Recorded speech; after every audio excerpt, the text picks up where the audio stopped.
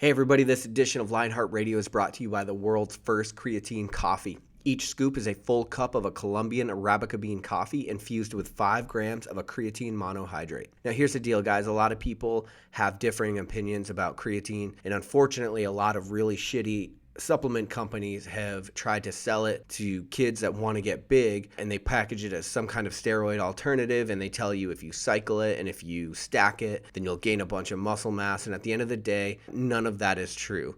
What is true is that it's one of the most studied and beneficial supplements on the market for strength, recovery, and endurance. So whether you're a runner, whether you are a strength athlete, or whether you're somebody that wants to enhance cognitive function and just feel healthier in everyday life, a pharmaceutical grade creatine monohydrate is going to help get you there. Go to www.creatinecoffee.com to learn what all the hype is about.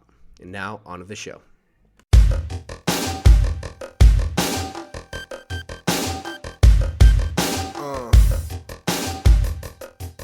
This is Rick Alexander, your host for today's Minisode. If you are new to the show, definitely go check out our Tuesday and Friday episodes of Lionheart Radio because those are typically a much longer format.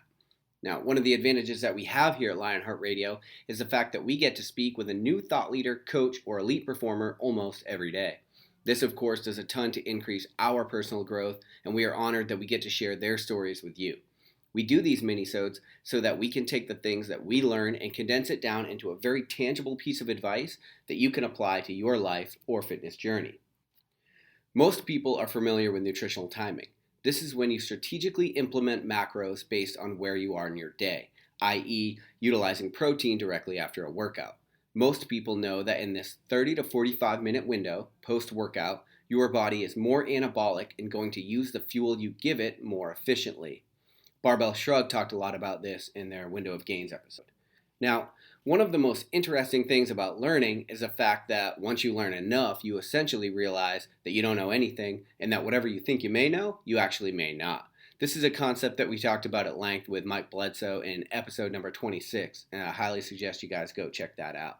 The more knowledge you gain, the more you realize you don't actually have. Nowhere is this more true than with diet and nutrition. Especially because so much of what we have been told over the years, we have learned was economically influenced by industry. For example, we were told grains should be the biggest food group consumed throughout the day. Now, this would be perfect as long as our goal was to maximize inflammation and disease. We've also been told that we should eat 6 meals a day to increase metabolism, and that breakfast is the most important meal of the day. In short, we've been told a lot of things that are much more conducive to selling Kellogg's products than they are with your or my health. Well, as it turns out, science, being the unforgiving bitch that it is beginning to show that none of that information is nearly as important as we have believed. For the purposes of this health hack, it's also not nearly as important as limiting your intake of nutrition to a certain time window throughout the day, regardless of what you eat. The way that you are going to take advantage of this is with a concept known as time-sensitive eating. Essentially, you are going to put all of your meals into an 8 to 12 hour window every day. I have found that the time you pick is directly related to your willpower.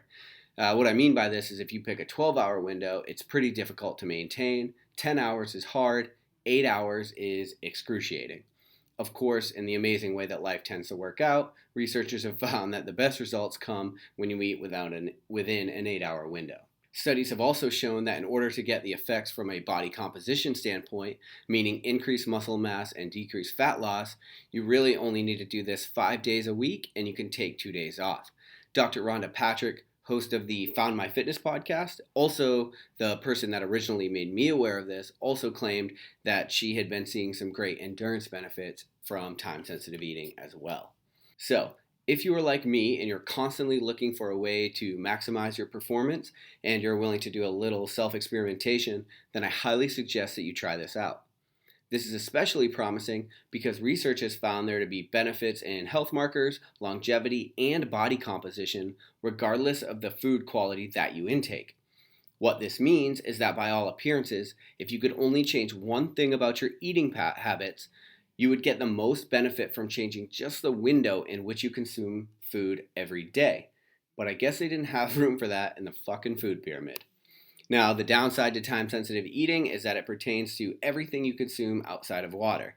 This means your early morning coffee starts the clock on your window for the day. The good news is that it gives you a little extra motivation to get your fasted cardio in. The way that I have been personally using it is by waking up, doing some form of fasted cardio, having my first coffee around 9 or 9:30 a.m. I'm experimenting with a 10-hour window 5 days a week.